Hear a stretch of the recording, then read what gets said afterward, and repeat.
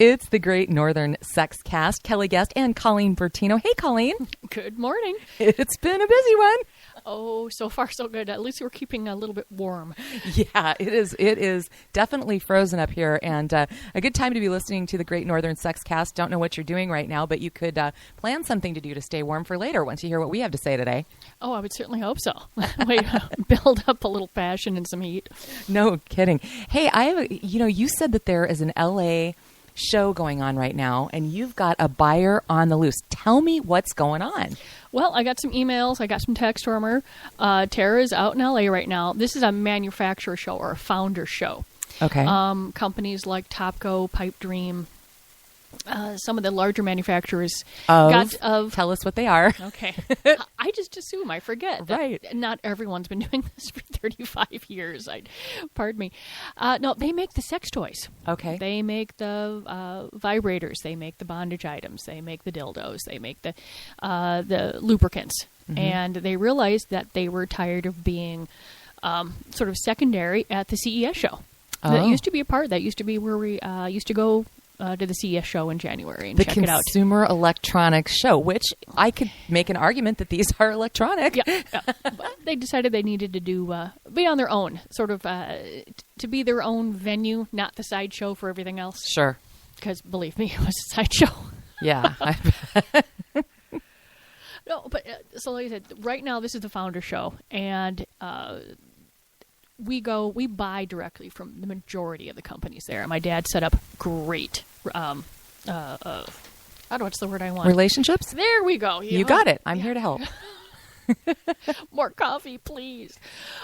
We set up great relationships years ago, and so there were a few companies that we don't buy direct from or don't have a really good deal with. So we'll go to the show because we buy direct from it, and that's when we find out about what's new, what they're going to be doing. And this isn't the only one. There's smaller shows that distributors have. There's another show in Los Angeles. There's the AVN, that's the Adult Video News, has their own show and award ceremony. So there's plenty of things you can go to, and that's not even counting the lingerie shows. Oh, okay. And some of the distributors go to that. But like I said, we buy direct, so we just go where the major manufacturing companies are. Okay. Mm-hmm. So this one's out in LA. I would imagine this is probably a pretty big one. It is. It's the one that we, like I said, I don't like to waste our times with the distributors if we don't have to. We just want to go to the manufacturer. Yeah. And so there are 2 of these a year. And what they're saying is that they're always upgrading. I'm so glad that I don't do the buying anymore. It used to be about a 30-page catalog, and now they are, okay, if you're younger, you may not understand this, but now they're like phone book size. Oh, sure. I'm going to have to find something that, someone under the age of, 30 is going to recognize to use as a description anymore. But there are so many products. I'm glad I don't have to make decisions no more carrying anymore. Well, I'm trying to figure out if they do this. Basically, this one you said happens twice a year. Mm-hmm. Okay, this is going to sound like a stupid question, but what on earth could possibly be new? I mean, hasn't all this stuff pretty much been thought up already? Well, what they end up doing is sort of improving on what they have. There'll be better materials. They'll different grades of silicone, different grades of blends. They'll do better motors. They'll make an item waterproof. They'll make an item that has dual motors instead of one motor. Well, it's more fun. Mm-hmm. Yeah. More things moving. Yeah. They'll create new, Kama Sutra will bring out new flavors. Or a company called System Joe is coming out with like a new body line, more boutique-y. Or, they expand in that way. A body line of? Well, like massage products or massage oils, lubricants, because there's not just, there are so many lubricants. Yeah. And so this is a way to go, figure out, what's going to work for your company. And there's also a lot of different packaging. My store is going to carry something that is very different from a store in the South or a store out East. There's just different packaging appeals to different people. Okay. Some of these companies even sell to larger stores, and they just need more generic packaging. Okay. And see, just an interesting note, too, on the fact that with regard to what kind of packaging would appeal to a different part of the country, Colleen, I think it's kind of interesting that you guys at Fantasy Gifts has 2 stores in New Jersey, is it? Yes, 2. So how much communication goes back and forth between you guys about similarities and differences in your customer bases? Well, when my mom goes to visit New Jersey, she always comes back and says, "You've got to carry this, you've got to carry this." And we look at it, and a lot of the times we'll get it in, and now she does the same thing as, Minnesota's carrying this. But we have very different buying populations. They're in South Jersey. They have more female customers than we do. We have a much more broad range of customers in our stores. Okay. And it's fascinating what sells there. They do better with lacy G-strings, and we do better with lacy boy shorts. Okay. They do better with more brand named items than we will. And they also do a pretty decent business in the standard, like a teddy. Okay. I mean, that's not as popular for us. We sell more movies than they do. Okay. I mean, they're just I sell different stuff from the Coon Rapids store than I do from the Burnsville store, and they're only about 25 miles apart. Yeah, isn't that just so interesting? Like how a suburb, I mean, even two suburbs could be so different in that kind of an appetite / appeal. Yeah, I joke that if I could figure out exactly what the buying patterns are, I could just sell that information. Right? I could have a whole separate business. Yeah. No, I mean, that is a really interesting angle to this. And here, you said something a second ago that makes me laugh, because while I have been in your stores before, the first time was quite some time, years and years ago, when I was still married to my ex, and we were in Bloomington. And he said, "Let's go in here." And I was like, and I walked in, I'm like, wow, what a nice place. That was my first, reaction to it. But even though I've visited and been a customer of yours occasionally throughout the years, I can't say that I'm familiar enough with anything to say I would recognize a brand name. So how is it that some of the customers, how do they learn this stuff? Well, a lot of things, or for example, California Exotic Novelties they'll advertise in Cosmo stuff, larger companies, and so people come in now. They'll advertise online. A company called Sport Sheets is doing quite well. They're a family company too. It's a brother-sister folks that put together this company, and they sell a lot of the light bondage stuff. And they've been going nuts since the 50 Shades stuff came out. Really? Yeah. They're bringing, so that's how, they will do a lot of online, a lot of YouTube videos, that sort of stuff, and it gets passed around, because it's not like they're putting in the article in the local Star Tribune. Okay. But it would be Cosmo, it'd be the women's magazines, it'd be the men's magazines. Folks will take out time on other larger folks like Howard Stern. Okay, yeah. Sure. Mm-hmm. Okay, that makes total sense. Yeah. So, I am curious though, with regard to the idea, and why would your business be any different than any other, with new products coming out and trying to innovate and all that kind of stuff? But how often, Colleen, do you guys really ever see something truly unique and new? A few times a year. Really? There was a company when a couple years ago, and a company came out and they realized that not everything has to be, if it's a vibrator, has to be penis shaped. Okay. Yes, it's long and thin, and it has, but it doesn't have to look like a phallus. So there was a company called Lalo and We Vibe and Topco and Pipe Dream, California Exotic, Doc Johnson. They all started coming out with much more boutique looking or smooth vibrators. Okay. And it just really, they were not threatening. They had better motors. They were waterproof. And then a few years later, they all came out with rechargeable. People, so you're not worrying about batteries. You're not worrying about, something not working during that, time. And then they improved battery, and then they improved recharging life. And then they added waterproof. And this is what, people, just like you want a better phone, you want a better vibrator. Okay, so it's really kind of like the iVibe 6, or something like that. They are bringing out new ones. And then this most recent show, oh, there's a tongue twister for you. I like it. It is all about 50 Shades inspired and anal toys. These were, the book's been out for a while, but the movie's coming out, and everyone is having a light bondage line. Everyone's bringing out new butt plugs. And in fact, the email I got was I just sort of glanced From at Tara? it. From Tara, yeah. At the show, Was, okay. Yeah, Tara at the show, just this morning, was that there's lots of new butt plugs. And then she said, sparkly, glow in the dark. And I'm just... and I'm like... Sparkly butt plugs. So I'll look forward to probably sometime mid-year. Because they show them. They're sometimes not production yet. Sometimes they want to see, what's the interest. But years ago, we sold a big red glitter dick, so I can't imagine that a sparkly butt plug would not go. I do like my bling. Yeah. I mean... I don't know. Why not bling out your butt plug? Why not? Mm-hmm. Why not? And all different size. And there's, they go from really tiny ones, and then there's Doc Johnson makes a line called American Bombshell. And they even made one, I guess, that looks like a hand grenade. So the Bombshell line has sold well for us. It's huge. We have it online. You can poke around and take a look at it.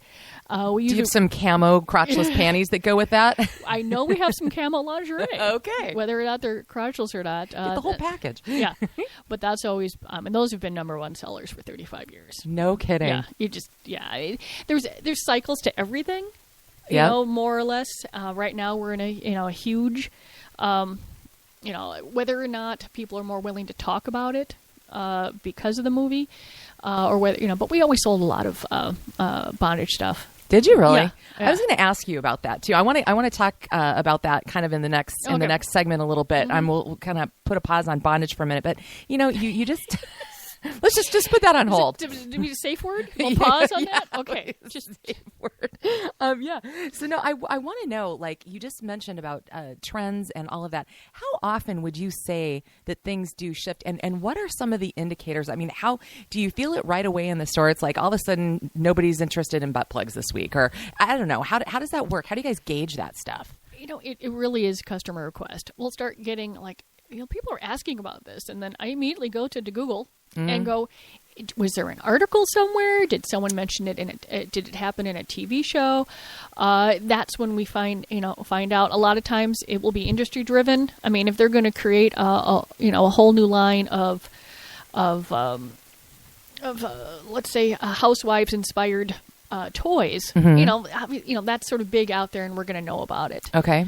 But a lot of times it really is customer request, and I feel like I have to admit, I feel like I'm catching up sometimes. Yeah. But that's how that's how we started. Customers asked, and my dad said yes. Okay. I'll find it. Whatever it is. He didn't know what it was. He just found it. That's hilarious. Mm-hmm. And, just in case this is your first time listening to the Great Northern Sexcast, we are once again broadcasting from the Fantasy Gifts headquarters, deep buried in Edina, and you have to have this very modest sign according to the local ordinance, correct? Oh, well, just the person who saw, I'm not sure what Edina says, but I do know that the folks were sort of weirded out selling it to us, the building, and we'd agreed to not put our name on the building. And I'm like, whatever. Okay. I just there are just so many other things to deal with. Right. Just, yeah. And the building was a really good deal. Sometimes I just, this is not a thing, choose your battles with a toddler or dumb rules. Yeah. Dumb rule. No, and this is just a super fun place actually to visit and go exploring, if you will. I've had the pleasure of getting to do that. One of the things I want to know, Colleen, though, is do these trends, I know obviously probably like any regular retail institution, you guys obviously stock up in a certain way for Christmas, but how else do you determine seasonal trends in this industry? When you're taking a look at, let's say, Valentine's, you're taking a look at Valentine's in September. Oh, yeah, true, I suppose, yeah. The joy of retail is you're always about 4 to 6 months ahead of what's going on. It's not as bad as other areas, adult, that you're a little more sane. But you just take a look at what has sold, and how can we get an item that's better than what's sold in the past? Okay. We're mainly looking at this point for improvement. And then there's been times when we get an item and it sells, and then it hits a brick wall. We're really? And we don't know why. I mean, it was a spectacular item. It's still a spectacular item, but that's the vagaries of retail sometimes could just drive you insane. And I don't care whether it's a widget, a bowling ball, or a butt plug. The same rules apply. Oh yeah. Yeah. Oh, yeah. Retail clothing, you can hear that story over and over again, with all of a sudden this was hotter than all get out. And now it's all sitting on the rack marked down 75%. But what does happen to the out of favor sex toys at Fantasy Gifts? Well, like all retail, I carry, I don't carry as much in stock as we used to. You just don't want to be sitting on something anymore. Okay, that sounds really bad. You just don't. So we are, we do pay much closer attention to what we have in stock. Mm-hmm. And if it gets to a point, we will mark it down and put it on a table. Although with 9 stores, there's usually a store that particular item is doing well in. Interesting. And so lucky that I can move stuff over to a store where this was a really popular item over at this store. Yeah. And not so much over here. And then the same thing, we move stuff around. We have the lovely advantage of that. Yeah, that is nice. Especially for lingerie. Because you just have no idea what's going to catch people's eye. You don't buy the same 9 outfits for all 9 stores. There's different personalities. Things are going around. And then you end up with a whole bunch of smalls. You don't want that. Right. You end up with 2 smalls and a 3X. What am I supposed to do with that? And at that point, they will get marked down. Okay. Mm-hmm. Which makes perfect and complete sense. So any other reports from Tara in LA that with regard to the LA buying show? Because I'm assuming that we can expect a whole bunch of new toys coming in soon. Well, the trend, one of the things that it sounds like they're rediscovering the dildo.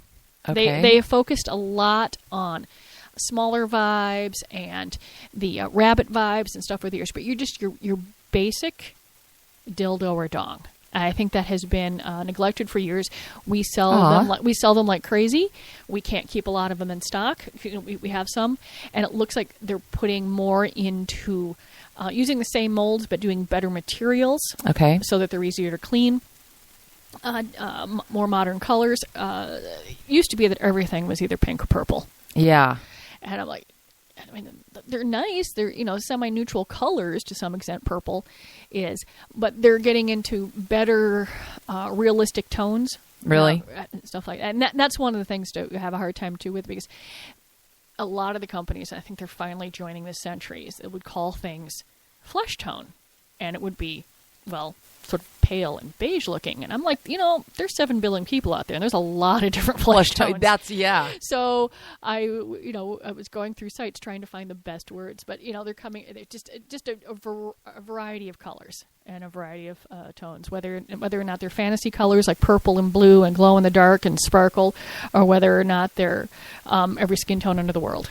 Okay. So I think that's what they're improving on right now is the dildos. Dildos. Okay. Mm-hmm. And, one of the questions that I've had about those, because, if you go and you see them in a store, I would have to say, if I can be intimidated, that would be one thing that is probably the hardest. A vibrator feels so much more mainstream than a dildo. So what do you think of, are there going to need to be some walls broken down regarding the comeback of the dildo? Well, like I said, I've been having a difficult. The ones we carry, I'm very proud of the lines we carry, and they're very popular. And I'm looking forward to getting new ones because I really don't think the majority of Minnesotans are having a difficult time with their dildo purchase. So I'm just uptight. Or it could have been that only the bombshells were left, and those are pretty big. Yeah. But yeah, we do carry a wide variety of sizes. Okay. And I would say that probably the 5-inch ones probably do sell a lot better than the 10-inch ones. Aha! Aha. Well, that should be hope for men everywhere. Yeah, I know. How do I respond to that without being catty? I don't. Well, then we'll go ahead and just take a break. We're going to talk some S&M. We're going to bring in some more of the great Fantasy Gifts team. We're going to talk about home parties at one point today and our next show, too. We've got Michael coming up in the next week. A lot of great stuff. We're going to be bringing more and more of the team members in to join the conversation because let's just be honest, you've got some really fun people around here. I've got some great people, and for the most part, they know what's going on. And when Tara gets back, will she come in and tell us tales from the show? I hope so. Okay. Either that or she'll feed me a lot of notes. We'll see how it's going through there. Well, I want to see a sparkly butt plug.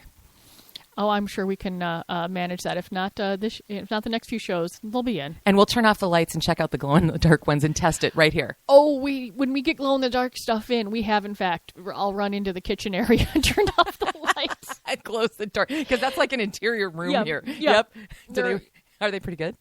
When we did have some of the vibrators, they really did glow. Okay. And same with the condoms. We're like, oh, do these actually glow? Are they FDA approved? Because there were a lot of novelty ones. Sure. But they tend to, no one tends to want to pay what it really costs to get an FDA approved glow in the dark condom. It sounds funny until you have to drop a lot of money on them. I believe we found some that were reasonably priced. I'd have to look into that. See, this is why I have my employees, because they're smarter than me. No, you're just too busy running the show around here, Colleen Bertino. You are listening to the Great Northern Sexcast.